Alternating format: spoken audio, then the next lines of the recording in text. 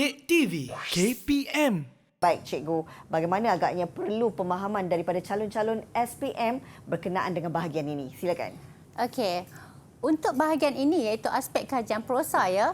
Okey, murid-murid mestilah memahami ada 3 aspek yang perlu dikaji iaitu aspek elemen, aspek kritikan sastra dan aspek pembangunan insan. Okey. So dalam aspek elemen ada 13 semuanya. Sinopsis, tema atau pemikiran.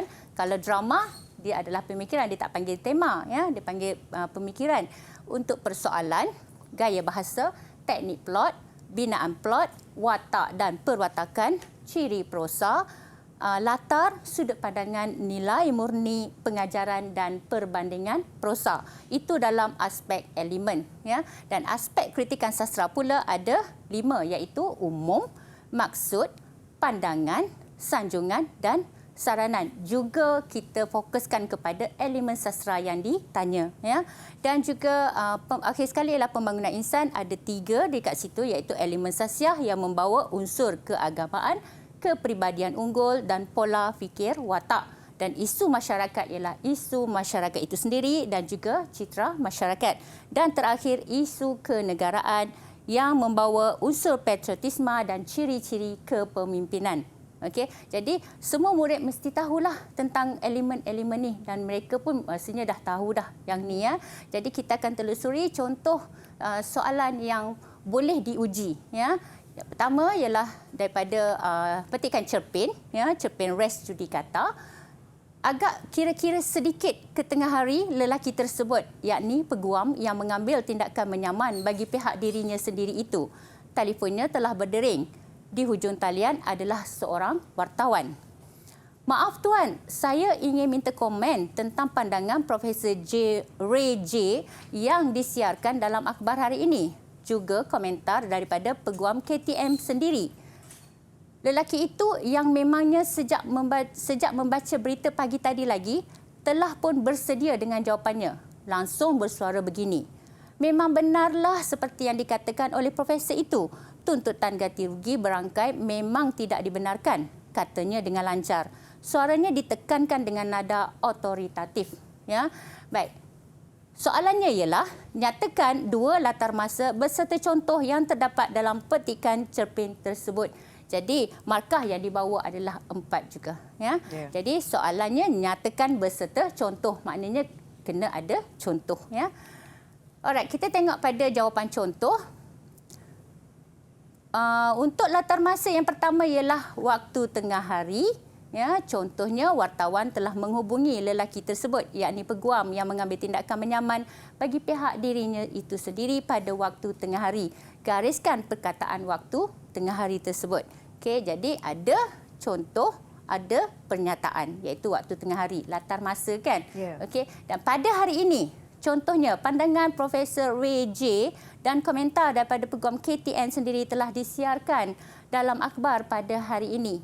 Okey, ada fakta iaitu pada hari ini dan juga ada contohnya. Seterusnya ialah waktu pagi. Contohnya, lelaki itu telah membaca berita sejak pagi tadi lagi. Telah pun bersedia dengan jawapannya apabila ditemu bual oleh wartawan. Okey, jadi untuk jawapan latar masa, mesti ada pernyataan dan peristiwa yang berlaku pada masa itu. Kalau tak ada peristiwa pada masa itu, dia tidak dikira sebagai latar masa. Ya, just pernyataan biasa saja, tak ada apa-apa pun berlaku pada masa itu kan. Jadi itu tidak dianggap sebagai jawapan yang tepat. Okey, jadi kat sini ada 3 jawapan macam yang cikgu cakap tadi kan. Okey, ada 3 jawapan. Okey, tapi markah maksimumnya ialah 4 markah walaupun ketiga-tiganya mempunyai markah 2-2-2. Okey. Seterusnya, kita tengok kepada contoh soalan drama. Okey. Daripada petikan drama, maaf ya tersalah kat sini iaitu petikan drama Mak Piah dan Mr. Blackway ni, ya. Mak Piah sedang mengayuh beca. Beca tidak bergerak sebenarnya, cuma layar yang melatari pentas bergerak dan memperlihatkan suasana malam di sekitar Georgetown. Blackway duduk termenung dengan wajah yang layu. Tuan daripada parti yang pakai serba aneka di Hotel ENO itu tadi. Macam-macam saya tengok. Ada hantu, syaitan, semua ada. Tergelak kecil. Blackway Tidak, saya tak kenal mereka. Ya, baik, soalannya ialah nyatakan 2 teknik penulisan drama beserta contoh yang terdapat dalam petikan drama tersebut. Markahnya masih lagi 4. Ya, jadi jawab soalannya ialah teknik penulisan. Dia nak 2. Kata kuncinya ialah nyatakan beserta contoh. Jadi semua murid kena ambil tahu hal ni. Jangan baca straight saja lepas tu dah jawapan jadi salah walaupun dia tahu ada jawapan yang sebenarnya. Okey, dan seterusnya kita tengok pada jawapan contoh. Okey, jadi soalan dia minta 2 teknik penulisan drama. Jadi kita tengok sini ya. Jawapan yang pertama, ada babak. Contohnya babak 2. Ya, kita tengok balik soalannya. Ada kan ni babak 2? Okey, jadi di situ kita boleh nyatakan sebagai contoh soal jawapan kita. Ya, ada babak, contohnya babak 2. Okey, babak tu adalah pernyataan dan babak 2 itu adalah contoh. Jadi jawapannya 1 campur 1, 2 markah lah. Ada nama pelakon, contohnya Mak Piah dan juga Blackway. Ya, kita tengok balik tadi kan ada Mak Piah, ada Blackway. Ya, okey. Seterusnya ada aksi, contohnya tergelak kecil. Macam mana kita nak tahu itu adalah aksi? Kita tengok balik.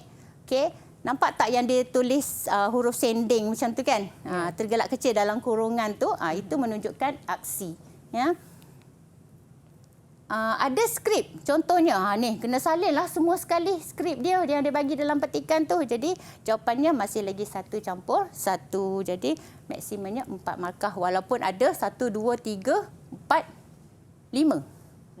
Tapi dia nak 2 saja. Calon pandai ni dia bagi terus semua 5-5 sebab dia kata dia tahu semua kan. Okey, alright. So kita terus pergi kepada contoh soalan novel. Okay. Tuan Kawai sanggup melabur besar-besaran kerana amat tahu nilai ikan dan hidupan laut lainnya melebihi tanggapan orang Jepun umumnya terhadap ikan. Okey, jadi soalan kat sini ialah huraikan satu kritikan pandangan terhadap watak Tuan Kawai dalam petikan novel tersebut. Okey, sebelum ni kita dah cerita tentang soalan yang berkisar tentang elemen sastra. Okey, sekarang kita masuk kepada elemen yang baru ditaksir untuk tahun ni. Mulai tahun 2021, iaitu kritikan sastra. Yang ni yang memang baru sangat-sangat. Okey, calon pun orang yang pertamalah yang menjawab soalan yang berbentuk begini. Ya. Jadi soalannya ialah huraikan satu kritikan pandangan terhadap watak Tuan Kawai dalam petikan novel tersebut. Dia nak 1 sahaja. Okey, jadi 4 markah juga sebabnya pembangunan insan ni soalan dia mahal. Jadi walaupun dapat 1, minta 1 sahaja jawapan, tapi dia membawa markah penuh iaitu 4 markah. Ya. Jadi minta huraikan mesti ada huraian. Mesti ada huraian. Okey, contohnya kat sini jawapan dia.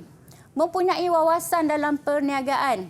Okey, huraian dia, Tuan Kawai ialah seorang yang mempunyai wawasan kerana sanggup melabur besar-besaran dalam industri perikanan. Yang ni dia tak nyatakan dalam petikan, kan? Tapi atas dasar kibat, kemahiran berfikir aras tinggi, ya. Jadi kita tengok kat sini, Tuan Kawai sanggup melabur besar-besaran kerana amat tahu nilai ikan dan hidupan laut lainnya. Jadi kat situ kita nampak dia sebagai seorang yang mempunyai wawasan dalam perniagaan dia. Jadi berfikir secara luar kotak. Jadi lepas tu kata mahal. Jawapan dia mahal. Jadi 2 campur 2. Walaupun dia tak 1, markahnya penuh 4 markah. Okey, kalau dia nak bagi soalan jawapan lain lagi, keyakinan yang tinggi, huraian dia. Tuan Kawai begitu yakin dengan industri perikanan akan mendatangkan keuntungan yang lumayan kepadanya. Yakinnya dia. Ya, benda tak berlaku lagi, tak dapat lagi, tapi dia berasa sangat yakin. Ya, jadi kita tengok kat sini. Alright. Dia tahu kerana amat tahu nilai ikan yang hidup lautnya melebihi tanggapan orang lain. Jadi dia macam yakin sangat dia boleh berjaya dalam bidang perniagaan. Ya. Seterusnya kita tengok. Berpengetahuan tinggi dalam sesuatu hal. Huraiannya, Tuan Kawai amat tahu tentang nilai ikan dan hidupan laut yang bernilai tinggi serta mempunyai pasaran yang luas. Ya. Dan seterusnya, jawapan pilihan iaitu berani mengambil risiko. Peniaga-peniaga ni mesti orang yang berani mengambil risiko lah ya. Okey, kalau tak berani berisiko jangan peniaga. Huraiannya, Tuan Kawai sanggup membuat pelaburan yang besar dalam industri perikanan. Okey, jadi lengkaplah jawapan-jawapan untuk soalan novel tadi. Baik, itu dia tadi penerangan berkenaan aspek kajian prosa iaitu cerpen drama dan novel daripada Cikgu Maizura. Didik TV KPM